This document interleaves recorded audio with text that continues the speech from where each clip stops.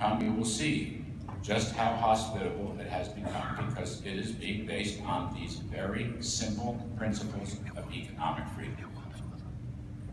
Those countries who want to go the other way, those countries who want to go towards more government controls, collectivism, and socialism, I would simply say, making a mistake. That's one of the reasons why you're not growing and we are. And I would say, as long as we in the U.S. stay with these economic freedom principles, we will stay on the right side of history, and so I ask you to join us. Participate.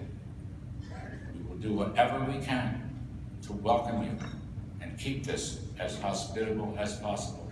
Economic freedom generates prosperity. Socialism is a poverty trap. You can dress it up and call it whatever names you want. Government-dominated economies generate poverty.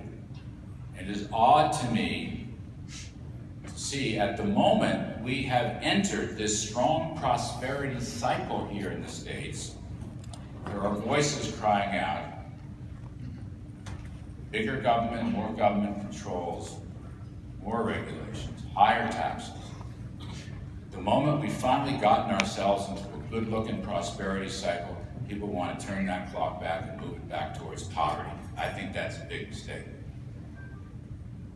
If you happen to come from countries like that, that might give you an inducement to come here to the U.S. We are trying a different way, and our way is working.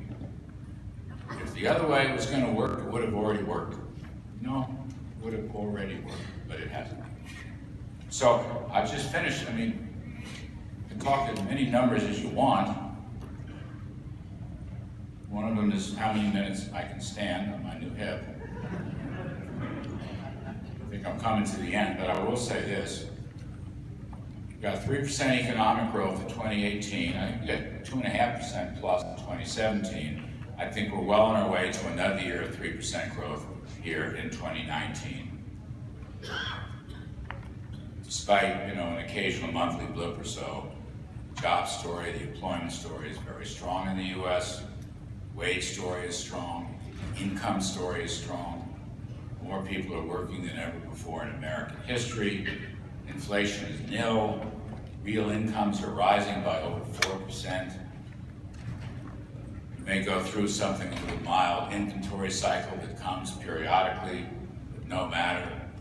Strong retail sales and consumer spending will fix that soon enough. And the incentive structure for capital investment, CapEx, is very strong.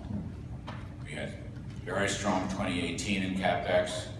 It slowed down a wee bit, as it sometimes does, and I think we'll see it picking up as the year progresses because the incentives are still in place. We are not going to raise tax rates.